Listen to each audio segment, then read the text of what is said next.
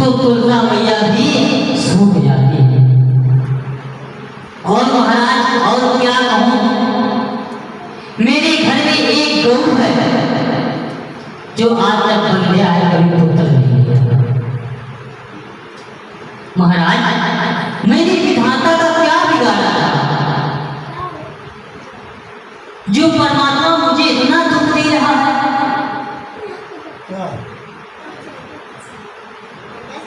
आज तो आप मुझे महाराज की आंखों से आंसू हो गए।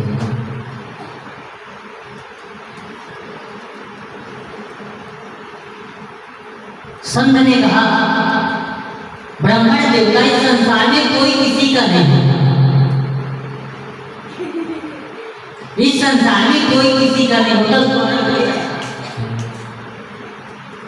तुम जिसे पुत्र भी कहते हो वो पुत्र भी क्या पता तुम्हारा हो सकता है कि साथी मित्र भी जल बिंदु पानी अर्धांगिनी भी तो साथ जाएगी सिर्फ मकान तक। हम बड़ी आशा करते हैं ना कि जब हमारा कोई नहीं तो हमारी पत्नी है, तो जब हम संसार को छोड़ के चले जाएंगे तो पत्नी मकान तक ही रहेगी, उसके आगे नहीं जाएगी। परिवार के लोग भी तो जाएंगे सिर्फ शमशान तक। जो आप इतना भरा परिवार है ना, ये भी एक दिन कहाँ तक जाएगा, शमशान। बेटा भी हक निभाएगा तो सिर्फ अग्निदान तक। जो आपका बेटा है ना वो भी हक निभाएगा सिर्फ अग्निदान। इसके तो आगे भजन ही है साथी, हरि के भजन भी कोई नहीं। जाएगा तो सिर्फ हरि का भजन। ये माया सब यही पड़ी है ना। हम कहते हैं ये भी हमारा हो जाए, ये भी हमारा हो जाए, ये भी हमारा हो जाए, यही करते हम चले जाएंगे और सब यही बना रहेगा। क्या जाएगा आपके साथ कुछ? क्या जाएगा? सिर्फ भगवान का भजन, हरि का कीर्तन, हरि का स्मरण, हरि का चिंतन ही हमारे साथ जाएगा और कुछ जाने वाला नहीं है।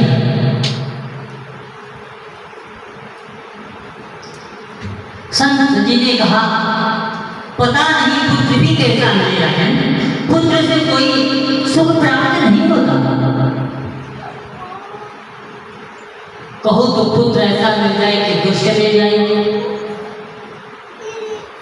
दुराचारी मिल जाए, पापाचारी मिल जाए। आज मुझे तो कहते हैं नहीं महाराज मुझे तो पुत्र ही चाहिए, क्योंकि ये संसार में मुझे संत जी ने बड़ा समझाया, लेकिन आत्मदेव को कुछ समझ में नहीं आया।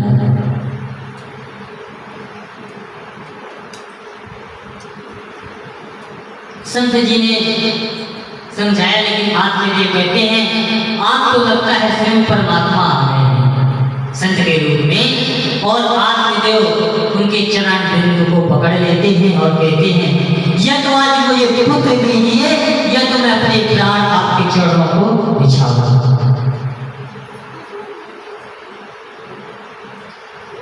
संत ने समझा कि अब इनको तो समझ में बात नहीं आना। संत जी ने कहा ठीक है, एक फल देता हूँ, इस फल को जाकर अपनी पत्नी को खिला देना, जिससे तुम्हारी पत्नी गर्भवती हो जाएगी और पुत्र प्राप्त हो जाएगा। अब तो महाराज आत्मदेव महाराज बड़े प्रसन्न हो गए। पहुंचे धुंधली मैया के पास। आत्मदेव ने कहा सुनो धुंधली मैया बताओ क्या हुआ। एक फल लाया हूं। धुंधली मैया ने कहा कौन सा फल, कैसा फल। एक ब्राह्मण देवता ने दिया, संत ने दिया और कहा कि यदि आपकी पत्नी इस फल को ग्रहण कर लेगी तो पुत्र होगा। ओ धुंधली मैया ने फल को तो ले लिया, फल को तो ले लिया, लेकिन अब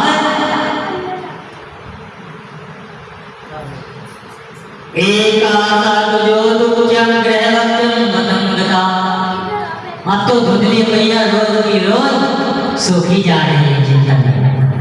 तब तक एक शख्स आ गई, बोली आज गाड़ी इतना दुख किए बैठी हो,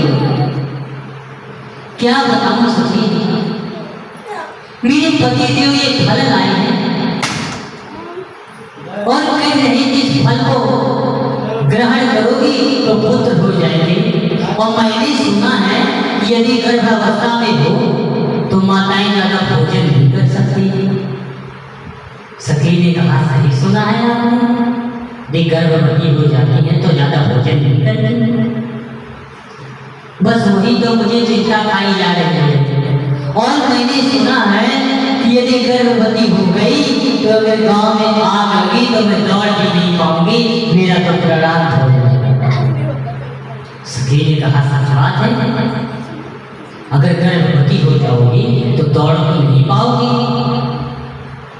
तो धुंधली मैया ने कहा बस इसी बात की चिंता है, अगर मैं दौड़ नहीं पाई संजोग बंद मेरे गांव में आग लगी तो सब भाग जाएंगे, मैं तो जलकर राख हो जाऊंगा। सखी ने कहा और मैंने सुना है कि जब बालक गर्भ में रहता है तो माँ को बड़ी पीड़ा होती है। सखी ने कहा बिल्कुल होती है। तो धुंधली मैया ने कहा यदि मेरी पीड़ा हुई और मैं पीड़ा न कर सकूं तो मेरे प्राण भी छूट जाएंगे। सखी ने कहा हो सकता है। तो धुंधली मैया ने कहा सखी ऐसा कोई उपाय बताओ जिससे मैं फल ना खाऊं और मेरा पुत्र भी प्राप्त हो जाए। सखी ने कहा ऐसा तो नहीं। तब तक धुंधली की बहन आ गई। बहन ने कहा हो क्या चिंता नहीं हो? धुंधली ने कहा ऐसी बात है। अरे काहे इतनी चिंता करती हो, ये फल गौ को खिला दो तो संत की परीक्षा भी हो जाएगी और मेरे तो संतान होने वाली है, उस संतान को तुम ले लेना और आत्मदेव से कह देना कि हमारे तो संतान हो। धुंधली ने वैसे ही किया। महाराज फल को गौ माता को खिला दिया और छोटे पेट में कपड़ा बांध लिया और बोले महाराज हमने फल खाया और गर्भवती दी। आत्मदेव तो बड़ी प्रसन्न हुए, अरे हमारे घर में पुत्र होगा, बड़े प्रसन्न है। महाराज कुछ दिन बीते कि गौ के पुत्र हो गया। अब तो दूर दराज में गंगा पिट गया था। सुनते हैं आत्मदेव ब्राह्मण के घर में गौ ने पुत्र को जन्म दिया। अरे दूर दराज के ब्राह्मण आए, देखा तो सारा शरीर मानव का और कान खोल गए। राजन